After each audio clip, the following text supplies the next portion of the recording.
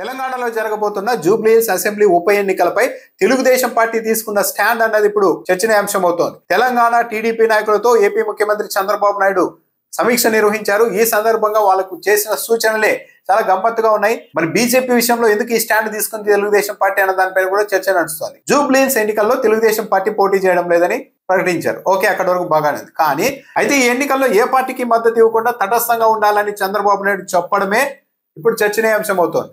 ఎందుకంటే తెలుగుదేశం పార్టీ బీజేపీతో పొత్తులో ఉంది. ఈ పొత్తు కేవలం ఏపీకి సంబంధించిన పొత్తే కాదు, కేంద్ర ప్రభుత్వంలో కూడా తెలుగుదేశం పార్టీ భాగస్వామిగా ఉంది. అలాంటప్పుడు తన మిత్రపక్షం పక్క రాష్ట్రంలో తెలుగు రాష్ట్రంలోనే పోటీ చేస్తూ ఉన్నప్పుడు నేరుగా మద్దతు ఇవ్వకుండా మనం తటస్థంగా ఉండాలి అని చంద్రబాబు నాయుడు గారు ఎందుకు చెప్తూ ఉన్నారు? పైగా బీజేపీ నుంచి ఎలాంటి విజ్ఞప్తి ఇప్పటికీ రాకపోయి ఉంటే చంద్రబాబు నాయుడు గారి చొరవ తీసుకొని బీజేపీ నాయకులతో, తెలంగాణ బీజేపీ నాయకులతో మీకు మద్దతు ఇవ్వాలా వద్దా, మా మద్దతు మీకు అవసరం ఉందా లేదా అని కనుక్కొని ఒకవేళ ఆ తర్వాత వద్దులేండి మీ మద్దతు అని అక్కడ లోకల్ బీజేపీ నాయకులు అని ఉంటే అప్పుడు తటస్థ వైఖరి తీసుకున్నారంటే బాగానే ఉంది. కానీ ఒకవైపు తెలుగుదేశం పార్టీ మద్దతు కోసం బీజేపీ నాయకులు ఆలోచనలు చేస్తున్నారు తెలంగాణ బీజేపీ నాయకులు అన్న వార్తలు వస్తూ ఉన్న నేపథ్యంలోనే హఠాత్తుగా చంద్రబాబు నాయుడు గారే మేము తటస్థంగా ఉంటామని ఎందుకు ప్రకటించారు? మిత్రపక్షానికి ఇనానమస్ గా బేషరతుగా మద్దతు ఇవ్వడం విషయంలో చంద్రబాబు నాయుడు ఎందుకు వెనక్కి తగ్గారు? అంటే కొద్ది రోజుల క్రితం జగన్మోహన్ రెడ్డి చెప్పినట్టు మళ్ళీ హాట్ లైన్ ఏమన్నా యాక్టివేట్ అయిందా? చంద్రబాబు నాయుడు బీజేపీతో పొత్తులో ఉన్నారే కానీ కాంగ్రెస్ పార్టీతో కూడా సమాంతరంగా వ్యవహారాలు నడుపుతూ ఉన్నారు. ఇన్ఛార్జ్ మాణిక్యం ఠాకూర్, షర్మిల, రేవంత్ రెడ్డి, చంద్రబాబు నాయుడు, రాహుల్ గాంధీ వీళ్ళందరి మధ్య హాట్ లైన్ ఉందని జగన్మోహన్ రెడ్డి చెప్పారు.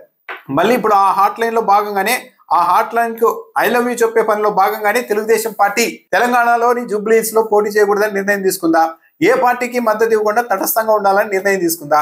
చంద్రబాబు నాయుడు గారు ఎప్పుడైతే తో పొత్తులో ఉండి కూడా, కూటమిలో ఉండి కూడా మనది తటస్థ వైఖరి అని చెప్పారు అంటే తెలుగుదేశం పార్టీకి అక్కడ మిగిలిన అంతో ఇంతో ఓటర్లు, కార్యకర్తలు ఇది ఇండైరెక్ట్ గా మనం అందరం కాంగ్రెస్ పార్టీకి ఓటు వేయాల్సిందిగా చంద్రబాబు నాయుడు గారు సైగ చేస్తున్నారు అన్న అభిప్రాయానికి వచ్చే అవకాశం ఉంటుంది. డైరెక్ట్ ఇవ్వాలనుకుంటే పొత్తులో ఉన్నారు కాబట్టి ఎస్ మేము ఇంకా బీజేపీకి మద్దతు ఇస్తాం, ఇంకో ఆలోచన ఏముంటుంది అని చెప్పాలి చంద్రబాబు నాయుడు గారు. అలా కాకుండా తటస్థ వైఖరి అంటూ ఉన్నారంటే పరోక్షంగా తెలంగాణ అసెంబ్లీ ఎన్నికల్లో కాంగ్రెస్ పార్టీకి ఓట్లు వేయించిన విధానాన్ని ఇప్పుడు జూబ్లీహిల్స్ ఉప ఎన్నికల్లో కూడా చంద్రబాబు నాయుడు తీసుకుంటున్నారా?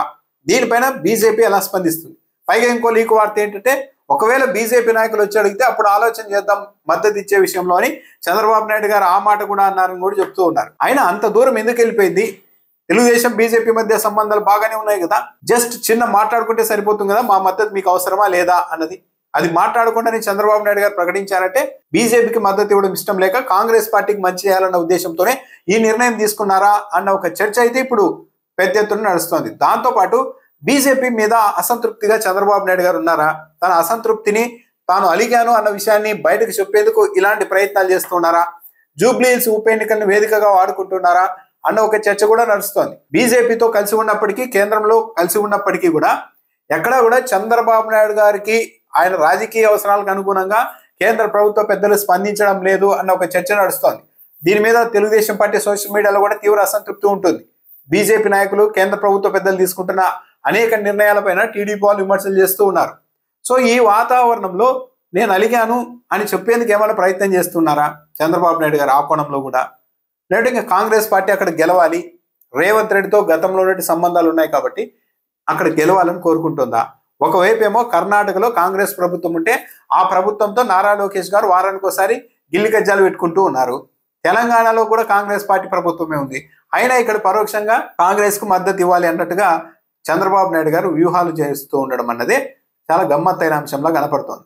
ఈ నిర్ణయం తర్వాత చంద్రబాబు నాయుడు గారు జగన్మోహన్ రెడ్డి గారు చెప్పినట్టే ఒక హాట్ లైన్ లో ఉన్నారు అన్న అభిప్రాయానికైతే అందరూ వచ్చే అవకాశం ఏర్పడింది.